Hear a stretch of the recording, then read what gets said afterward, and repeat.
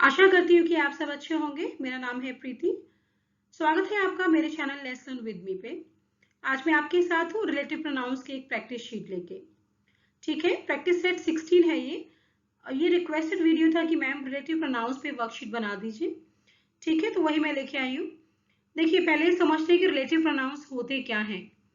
जैसे कि नाम ही आपको खुद बताता है, ये वो शब्द होते हैं या ये कह लीजिए ये वो प्रोनाउंस होते हैं जो सेंटेंस में पहले यूज हुए नाउन या प्रोनाउन से अपना रिलेशन एस्टेब्लिश करते हैं। ठीक है, इनको एक्चुअली कंजंक्शंस भी कहा जाता है, कनेक्टर्स भी कहा जाता है, और ये करते क्या है, ये क्लॉजेस को ज्वाइन करने का काम करते हैं। ठीक है, कौन से होते हैं who, which, what, right, as, but, etc। और भी कुछ शब्द आते हैं। ठीक है, इनको सेंटेंसेस में कैसे यूज किया जाता है, कहाँ यूज किया जाता है, इसके बारे में हम बात करेंगे। यहाँ पे 25 क्वेश्चंस मैंने लिए हैं, तो चलिए शुरू करते हैं practice sheet. Question number first पे आइए। This is the bagger dash stole my suitcase. अब देखिए, बैगर क्या है, एक ह्यूमन बीइंग है ना। तो जो ह्यूमन बीइंग होता है उसके लिए हम क्या यूज करते हैं, ह्यूमन बीइंग के लिए आप क्या यूज करेंगे, ह्यूमन बीइंग के लिए आप हु का यूज करते हैं। ह्यूमन बीइंग के लिए आप हमेशा ही हु का यूज करते हैं, याद रखिएगा। ठीक है, और देखिए जो भी रिलेटिव प्रोनाउन होता है वो उससे पहले जो शब्द आता है, रिलेटिव प्रोनाउन से पहले जो वर्ड आता है, नाउन या प्रोनाउन, वो एक्चुअली उसका एंटीसीडेंट कहलाता है। इस सेंटेंस में हु से पहले क्या आएगा, मैं हु लिख देती हूँ यहाँ पे, हु से पहले बैगर आ रहा है, तो बैगर जो है ना वो एंटीसीडेंट है इसका, एंटीसीडेंट है इसका, राइट, किसका, हु का। हु क्या है यहाँ पे, रिलेटिव प्रोनाउन है। ठीक है, this is the beggar who stole my suitcase. जैसे कि मैंने आपको बताया, रिलेटिव प्रोनाउंस जो है वो कंजंक्शंस की तरह काम करते हैं, जोड़ने का काम करते हैं क्लॉजेस को। ठीक है, तो आप देखिए यहाँ दो क्लॉजेस हैं। पहला है this is the beggar, main clause. दूसरा है हु स्टोल माई सूटकेस। ठीक है, तो आप देखेंगे ये जो है हु स्टोल माई सूटकेस, ये सबऑर्डिनेट क्लॉज है, राइट, और हु जो है इन दोनों क्लॉजेस को ज्वाइन करने का काम कर रहा है, राइट। चलिए क्वेश्चन नंबर 2 पे आते हैं। I dash am your teacher will teach you. अब देखिए, आई, फिर मैं दोबारा से रिपीट करती हूँ, क्लॉजेस के बारे में बताती हूँ आपको। यहाँ पे अगर तो आई विल टीच यू क्या है, मेन क्लॉज है ना, और डैश एम योर टीचर ये क्या होगा, सबऑर्डिनेट क्लॉज है। चलिए अब देखिए किसके लिए कहा जा रहा है, किसी ह्यूमन बीइंग के लिए कहा जा रहा है ना, तो क्या आएगा, हु आएगा कि विच आएगा, हु आएगा, राइट। याद रखिएगा हु हमेशा ह्यूमन बीइंग्स के लिए यूज होता है।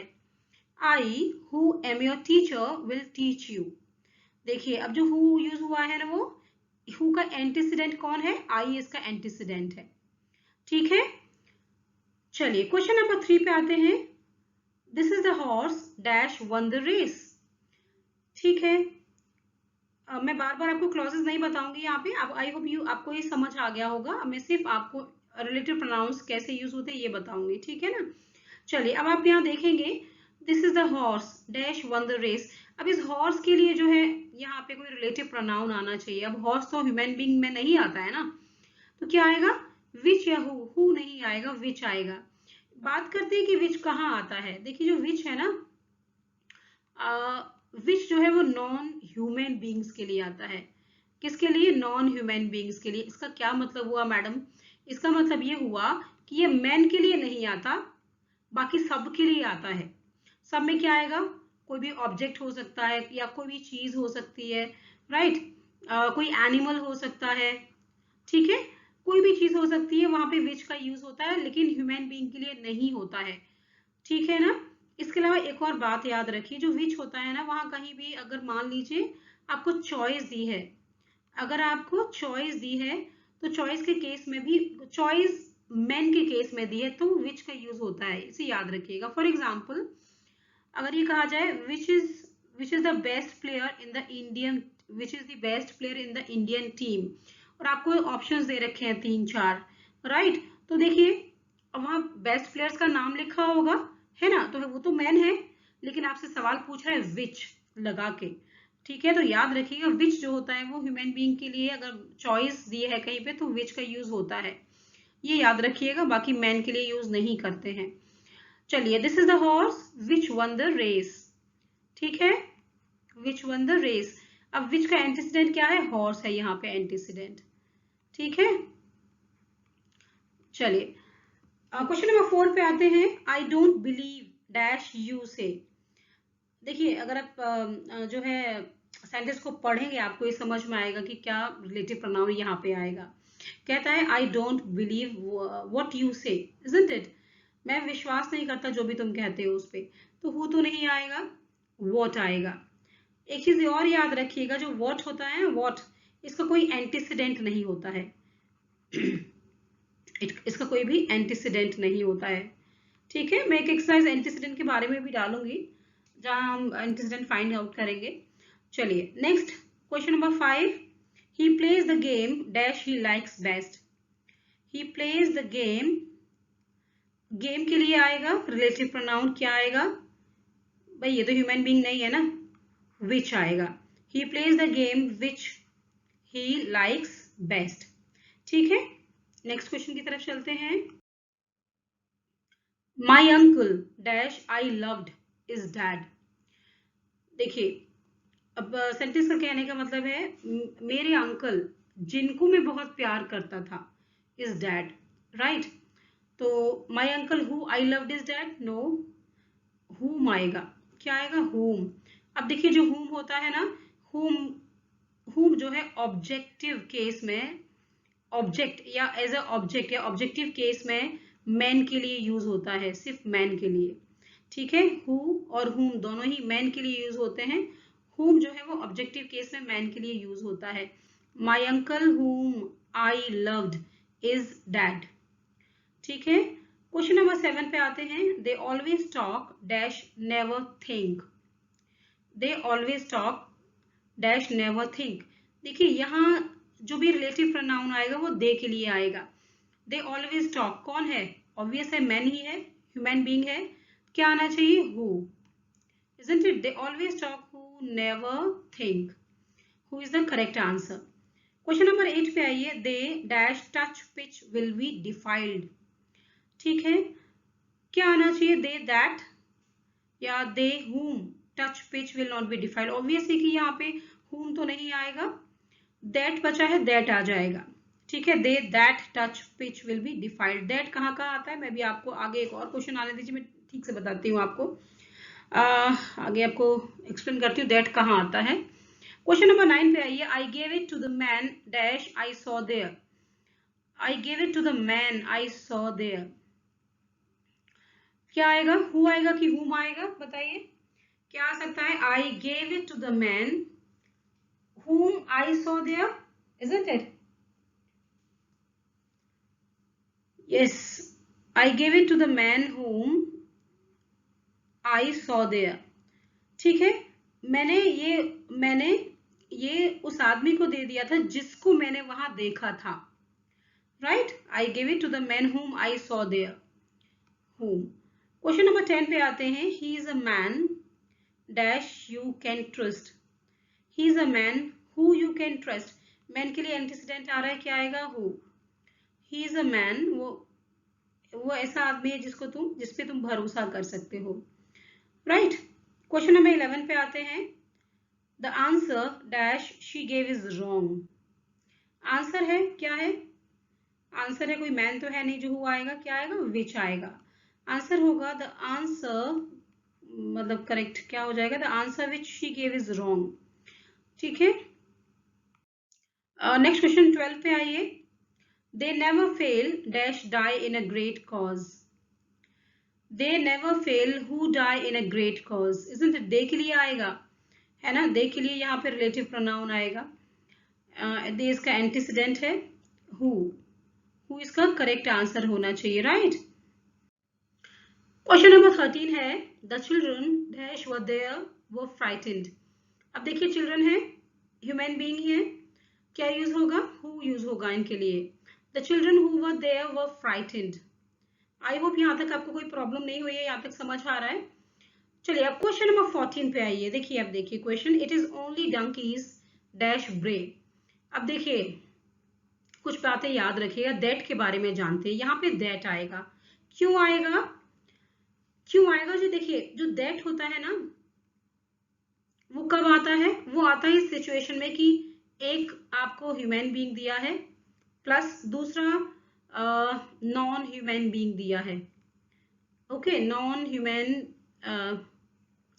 क्या लिख रही हूँ मैं भी, यहाँ समझ लीजिएगा, ह्यूमन ह्यूमन बीइंग इसको बी कर देते हैं, नॉन ह्यूमन बीइंग, राइट। तो दैट आता है जहां पे मान लीजिए एक सेंटेंस आपको दिया है, वहां पे एक ह्यूमन बीइंग दिया है प्लस उसके साथ एक नॉन ह्यूमन बीइंग दिया है। तो इस सिचुएशन में ये समझ नहीं आएगा। देखिए ह्यूमन बीइंग के लिए क्या यूज करेंगे आप, वो यूज करते हैं। नॉन ह्यूमन के लिए आप विच का यूज करते हैं ना। अब इस सिचुएशन में आप क्या यूज करेंगे, आगे जाकर रिलेटिव प्रोनाउन अगर ज्वाइन करना है तो आप इस सिचुएशन में दैट का यूज करेंगे। ठीक है, दूसरी बात याद रखिए, कुछ ऐसे वर्ड्स होते हैं जहां पे दैट यूज होता है, अगर वो वर्ड वहां यूज हो जाते हैं ना तो दैट यूज होता है। कौन से वर्ड होते हैं भाई? ओनली होता है, ठीक है, एनी यूज हो गया, ऑल यूज हो गया, इसके अलावा द सेम यूज हो गया, द सेम यूज हो गया, राइट। इसके आगे देखते हैं, क्वेश्चंस आएंगे तो आपको बताएंगे। इतनी बात अब याद रखिए कि जो दैट होता है ना, वो तब यूज होता है जब आपको एक ह्यूमन बीइंग दिया है और दूसरा उसी सेंटेंस में जो नाउन या प्रोनाउन है वो नॉन ह्यूमन बीइंग दिया है, तो दैट का यूज होता है। दूसरी बात, कुछ शब्द ऐसे होते हैं जहां पे अगर वो शब्द आते हैं तो आपको दैट रिलेटिव प्रोनाउन का यूज करना पड़ेगा, जैसे कि ओनली हो गया, एनी एनी एनी वन हो गया, राइट, द सेम हो गया, ऑल हो गया। इस केस में अब देखिए जो क्वेश्चन नंबर 14 है, it is only donkeys that ब्रे, यहाँ ओनली आया है ना, it is only donkeys that ब्रे, इसलिए यहाँ पे करेक्ट आंसर दैट हो जाएगा। क्वेश्चन नंबर 15 पे आइए, man is the only animal that can talk. देखिए यहाँ पे भी only animal, only word use हुआ है, क्या आएगा? That can talk. Question number 16 पे आते हैं, such a man dash he should be honoured. अब याद रखिएगा जो सच होता है ना, इसकी जो पेयरिंग होती है वो एज के साथ होती है, राइट। किसके साथ होती है? एज के साथ होती है। Such a man as he should be honoured, as जो होता है वो भी रिलेटिव प्रोनाउन होता है, राइट। तो एज इसका करेक्ट आंसर है। अब देखिए यहाँ भी अगर आप देखेंगे तो दो क्लॉजेस हैं, एक है ही should be honoured, main clause है, दूसरा क्या है? सच अ मैन एज, ये क्या है? ये सबऑर्डिनेट क्लॉज है। इन दोनों को ज्वाइन करने का काम एज ने कर दिया, ठीक है। क्वेश्चन नंबर 17 पे आइए, God helps those dash help themselves. Obvious है, दोज के लिए आ रहा है, क्या है? ह्यूमन बीइंग, क्या आएगा? Who. God helps those who help themselves, right. Who इसका करेक्ट आंसर हो जाएगा। चलिए नेक्स्ट क्वेश्चन की तरफ चलते हैं। क्वेश्चन नंबर 18 है, do the same dash I do. देखिए जो सेम है, the same, actually the same की पेयरिंग भी एज के साथ होती है, एज के साथ होती है, किसकी पेयरिंग? द सेम के साथ। याद रखिए, वाइस वर्सा दोनों को एज इट इज याद रख लीजिए, ठीक है। इसके अलावा एक और बात सुनिए, जो द सेम होता है ना, उसकी पेयरिंग दैट के साथ भी होती है, ठीक है। द सेम की पेयरिंग एज के साथ होती है, द सेम की पेयरिंग दैट के साथ भी होती है। यहाँ ब्रैकेट में क्या दिया है? एज दिया है, तो आंसर क्या होगा? Do the same as I do, right. Question number 19 पे आइए, take anything dash you like. Take anything, anything जो है वो क्या आएगा? एनीथिंग वर्ड आ गया तो क्या आएगा यहाँ पे? Relative pronoun. मैंने आपको बताया एनीथिंग के साथ दैट आता है, ठीक है। देखिए जब हम कहते हैं ना एनीथिंग, एनीथिंग का मतलब होता है वो कोई भी चीज जो हो सकता है वो कोई ऑब्जेक्ट हो सकता है वो कोई लिविंग थिंग भी हो सकती है, राइट। तो हमें पता नहीं है एनीथिंग में कि वो क्या चीज है ना। हम ये डिसाइड नहीं कर सकते कि हु आना चाहिए कि विच आना चाहिए। सो बेस्ट ऑप्शन क्या बचता है कि हम दैट लगा दें, ठीक है। तो दैट इसका करेक्ट आंसर हो जाता है। सेंटेंस होगा, take anything that you like. Question number 20 पे आइए, my answer is the same dash yours is. अब देखिए मैंने आपको बताया कि द सेम का पेयरिंग किसके साथ होता है? एज के साथ होता है या फिर दैट के साथ भी होता है। My answer is the same as yours is, as bracket में दिया है, यही करेक्ट आंसर होगा। क्वेश्चन नंबर 21 पे आइए। Truth provokes those who it doesn't convert. Sorry,